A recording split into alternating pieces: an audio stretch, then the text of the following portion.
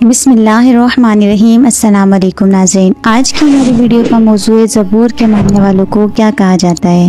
ناظرین، جیسے کہ تورات کے ماننے والوں کو یہودی، انجیل کے ماننے والوں کو کرسچن اور قرآن مجید کے ماننے والوں کو مسلمان، لیکن زبور کے ماننے والوں کو لوگ کیا کہتے ہیں اور یہ لوگ اس وقت کہاں موجود ہیں؟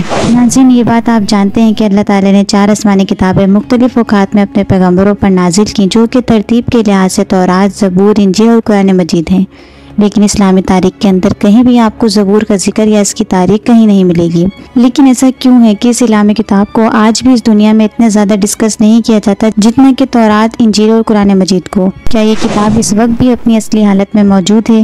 اس میں کیا کیا لکھا ہے اور اس میں کیا کیا موجود ہے؟ آج کی ویڈیو میں ہم ان تمام سوالات کے جوابات کو جانیں گے، تو چلیں شروع کرتے ہیں۔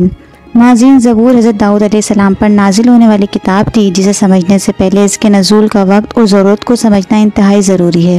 فرعون مصر کی 400 سال کی غلامی میں رہتے ہوئے بنی اسرائیل قوم کو آزاد کروانے کے لیے اللہ تعالیٰ نے ان کے اندر اپنے پیغمبر اور رسول حضرت موسیٰ علیہ السلام کو نازل کیا، جن پر تورات، پہلی مکمل آسمانی کتاب کو نازل کیا گیا۔ حضرت موسیٰ علیہ السلام بنی اسرائیل قوم کو مصر سے نکال کر فلسطین لے گئے، جس کی تفصیلات قرآن مجید میں موجود ہیں۔ اس صحرائے سینا کے رستے میں تورات کو نازل کیا گیا۔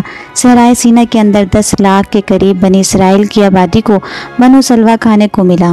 بادلوں نے صحرا کی دھوپ سے ان کو بچانے کے لیے ان پر سائے کیے رکھا۔ پہاڑوں سے پانی کے چشمے جاری ہوئے۔ حضرت موسیٰ علیہ السلام کا زمانہ 1500 قبل مسیح یعنی آج سے 3500 سال پہلے کا بتایا جاتا ہے، یا پھر حضرت عیسیٰ علیہ السلام کی پیدائش سے 1500 سال پہلے کا۔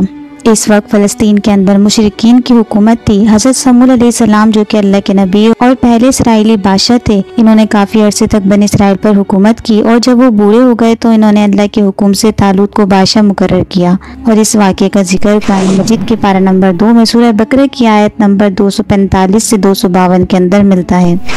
اور پیغمبر نے ان سے یہ بھی کہا کہ اللہ نے تم پر طالوت کو بادشاہ مقرر فرمایا ہے۔ وہ بولے کہ اسے ہم پر بادشاہی کا حق کیوں کر ہو سکتا ہے؟ اس سے بڑھ کر بادشاہی کے مستحق تو ہم ہیں، اور اس کے پاس تو بہت سی دولت بھی نہیں۔ پیغمبر نے کہا کہ اللہ نے اس کو تم پر فضیلت دی ہے اور بادشاہی کے لیے منتخب فرمایا ہے۔ اس نے اسے علم بھی بہت سا بخشا ہے اور تن و توش بھی بڑا عطا کیا ہے، اور اللہ کو اختیار ہے جسے چاہے بادشاہی بخشے۔ وہ بڑا کشائش والا ہے، دانا ہے۔ ناظرین، حضرت طالوت علیہ السلام نے 1004 قبل مسیح اور 1020 قبل مسیح تک حکمرانی کی، اور اس وقت فلسطین فوج سے ایک فیصلہ کن جنگ ہوئی۔ بنی اسرائیل اس وقت مالی اور عسکری طور پر بہت کمزور تھی، اور اپنی طاقت کے نشے میں فلسطینی فوج سے یہ اعلان کیا کہ ہمارے سب سے طاقتور ساتھی جالوت کو اگر تم میں سے کوئی شخص ہرا دے گا یا پھر اسے قتل کر دے گا تو پورا کا پورا فلسطین بنا لڑائی کے تمہارا۔ طالوت علیہ السلام نے اعلان کیا کہ جو بھی شخص یہ کام کرے گا، میں اپنی بیٹی کی شادی اس سے کروں گا، اور وہ بنی اسرائیل کا اگلا بادشاہ ہوگا۔ اس دوران حضرت داؤد علیہ السلام، جو کہ اس وقت بکریاں چرایا کرتے تھے، سامنے آتے ہیں اور ایک ہی وار سے قتل کر دیتے ہیں، اور وعدے کے مطابق اب فلسطین بنی اسرائیل کے حوالے ہو جاتا ہے۔ اس فلسطینی فوج سے تابوت سکینہ بھی لے لیا گیا، جس کے اندر حضرت موسیٰ علیہ السلام اور حضرت ہارون علیہ السلام کے تبرکات تھے۔ ناظرین، حضرت طالوت علیہ السلام کی وفات کے بعد حضرت داؤد علیہ السلام بنی اسرائیل کے بادشاہ بنے اور بیت المقدس کے اندر اپنا دارالحکومت قائم کیا، جس کا نام ہے ہبرون۔ اب تک بنی اسرائیل کے اندر شریعت اللہ کا قانون تورات ہی تھا، اور داؤد علیہ السلام نے پہلی بار بنی اسرائیل قوم یا پھر یہودی قوم کے لیے باقاعدہ طور پر ایک عبادت گاہ قائم کرنے کی شروعات کی۔ اس سے پہلے یہودیوں کے اندر کسی عبادت گاہ کا تصور موجود ہی نہیں تھا۔ یہاں پر تابوت سکینہ کو لا کر رکھا گیا، اور یہ نام اس لیے رکھا گیا کیونکہ حضرت داؤد علیہ السلام کی زندگی کے اندر تعمیر نہیں ہو سکا، بلکہ آپ کے بیٹے اور اگلے پیغمبر حضرت سلیمان علیہ السلام نے اسے تعمیر کیا، جن کے نام کی مناسبت سے اسے ہیکل سلیمانی کہتے ہیں۔ اب چونکہ بنی اسرائیل قوم کے پاس کتاب بھی تھی، عبادت کا تصور بھی تھا، لہٰذا حضرت داؤد علیہ السلام کی زندگی میں ان پر زبور نازل ہوئی، جس کے لفظی معنی ہے ٹکڑا۔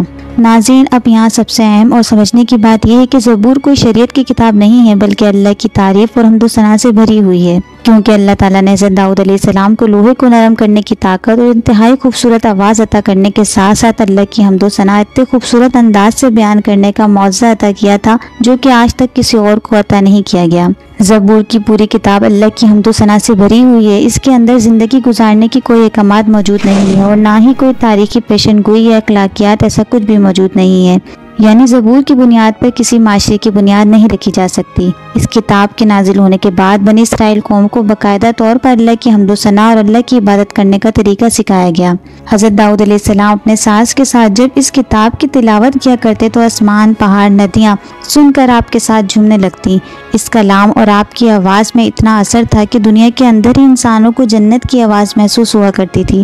حضرت داؤد علیہ السلام کی وفات کے بعد یہ آواز تو باقی نہ رہی، مگر یہ کلام بنی اسرائیل کی قوم ہیکل سلیمانی کے اندر اللہ کی بڑائی اور حمد و ثنا بیان کرنے کے لیے پہلے بھی پڑھا کرتی تھی اور آج بھی پڑھتی ہے، جو ظاہر ہے ہزاروں سالوں سے ایک جنریشن سے دوسری جنریشن تک پاس ہوتے ہوئے اپنی اصلی حالت کے اندر آج تو نہ مکمل طور پر محفوظ ہے اور نہ ہی اس کتاب کے اندر مکمل طور پر وہ چیزیں موجود ہیں جو کہ حضرت داؤد علیہ السلام پر اللہ تعالیٰ نے نازل فرمائی تھی۔ ناظرین، زبور کی کچھ آیت کا ترجمہ میں آپ کو پڑھ کر سنا دیتی ہوں کہ بہتر طور پر آپ کو پوری کتاب کا مقصد سمجھ آ سکے۔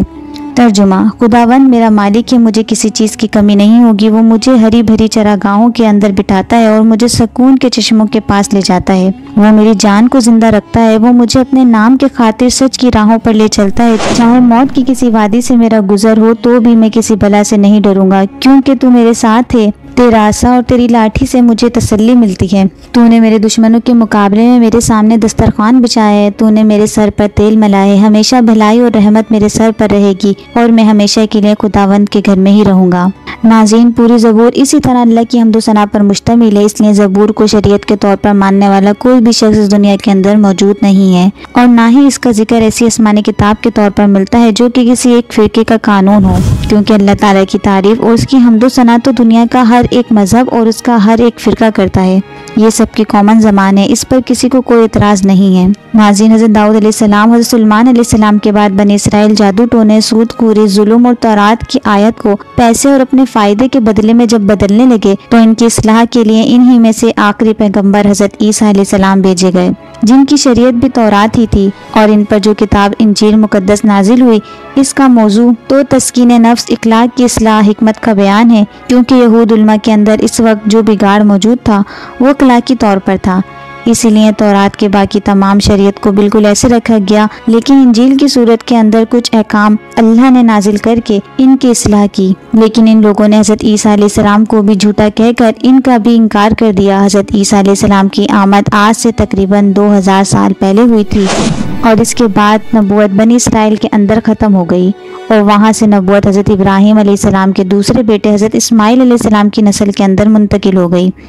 اور یہی وجہ ہے کہ یہود اللہ کے رسول صلی اللہ تعالیٰ علیہ وآلہ وسلم اور دین اسلام کے شدید مخالف اور دشمن ہیں، کیونکہ اللہ تعالیٰ کے رسول صلی اللہ علیہ وآلہ وسلم کی بنو اسماعیل کے اندر آمد سے ان کی خاندانی مذہبی قیادت ختم ہو گئی، اور امت مسلمہ کا ٹائٹل بنی اسرائیل سے بنو اسماعیل کی طرف منتقل ہو گیا، اور آج تک ان لوگوں کو اللہ کے فیصلے پر بھی اعتراض ہے۔